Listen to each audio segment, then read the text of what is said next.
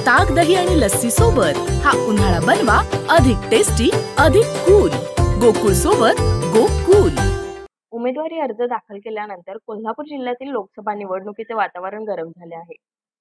महायुतीचे हातकणंगले मतदारसंघाचे उमेदवार खासदार धैर्यशील माने यांच्यासाठी मुख्यमंत्री एकनाथ शिंदे यांनी 3 दिवस कोल्हापुरात तळ ठोकला होता। या काळात त्यांनी खासदार माने यांच्यासाठी अनेक राजकीय जोडण्या लावल्या। अनेक नेत्यांचा रुसवा फुगवा काढून खासदार मानेंच्या विजयासाठी कामाला लावले। यामुळे खासदार मानेंच्या विजयाचा मार्ग सुकर झाला आहे। एकीकडे काँग्रेस व राष्ट्रवादी नेत्यांनी महाविकास आघाडीच्या उमेदवारासाठी ताकद लावण्याचा प्रयत्न सुरू केला आहे। त्या दृष्टीने खासदार धैर्यशील माने यांना विजयी करण्यासाठी मुख्यमंत्री शिंदे यांनी निश्चयच केला आहे। अनेक जुन्या नव्या नेत्यांच्या घरी जाऊन त्यांना सत्तेत सहभागी करून घेण्याचे आश्वासन दिले।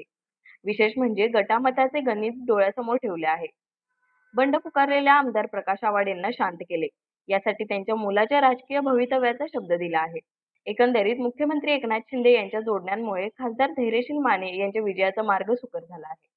न्यूज मराठी 24 कोल्हापूर।